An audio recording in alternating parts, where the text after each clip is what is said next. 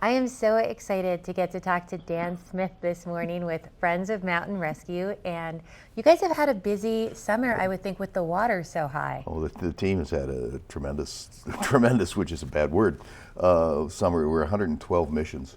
About 18 of those were swiftwater. 112 missions for just this year. Summer? The last year we did 147 for the whole year. Wow. So we're gonna establish another record, and this is not a good record we look forward to breaking. But it does happen. This last week was a light week for us. We had 4. One was took a good bit of manpower. It was a lady who was on the Colorado Trail, gets out of her tent, does something and breaks an ankle.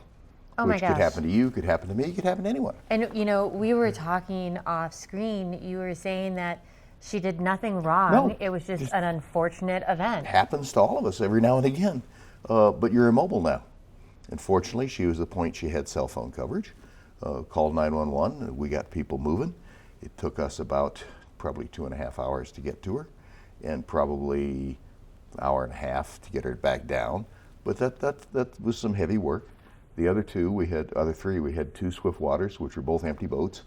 We get called on those with fire. Fire's always going to get to the empty boat before us or to the scene. Usually we're the ones that go for the boat, but both of these were headed into Garfield County, and there were no humans involved that we found, and so we walked away. Now, when you get a call like that, do you just get a call from someone saying that there's an empty boat that went past, and you don't know if the people got out, you don't know if they're still in the water? They called dispatch, they called 911. That cycles through to us. The first thing we're going to try and find out, fire will do this, and then we'll follow up, is there a human still involved? If you see somebody walking down the bank or standing by the side of the road with a look on his face that he just lost his boat, those kinds of things you look for. But when nobody's reported missing, nobody's called in, it's in one of these cases the boat had been sitting there for a while, there's an extremely good chance there's no human involved, and there's no place to look. So you look the obvious places and then call it good. The last one was camper, and these were some campers that they had done the right thing. They had told a significant other that if we're not out by a certain time, call 911. They did. We took a look at it, waited a couple hours, they popped out. This was mid-morning on a very sunny day where we don't have to go running. And they popped out, and that was fine, and it was great that the people called us. We want to get the calls.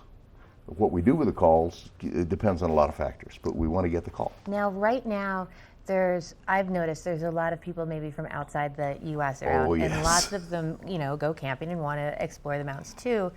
I find sometimes that people can be afraid to call because they don't know if they're going to get charged or what the fees are going to be if they should call and need help. Like, for example, the lady who broke her ankle.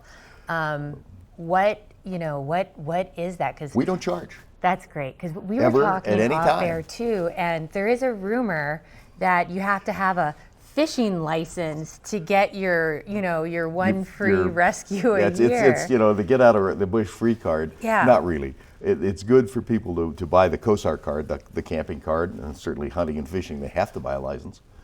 But it's not necessary to get a rescue. We're coming for you. You dial 911 and you need help, we're coming. We don't send anybody a bill afterwards.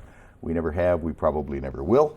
Though I can't speak for 20 years in the future, I won't be here. That's somebody else makes those decisions. Well, we're going to talk more about the money whenever we come back. We're going to have a quick look at our local weather.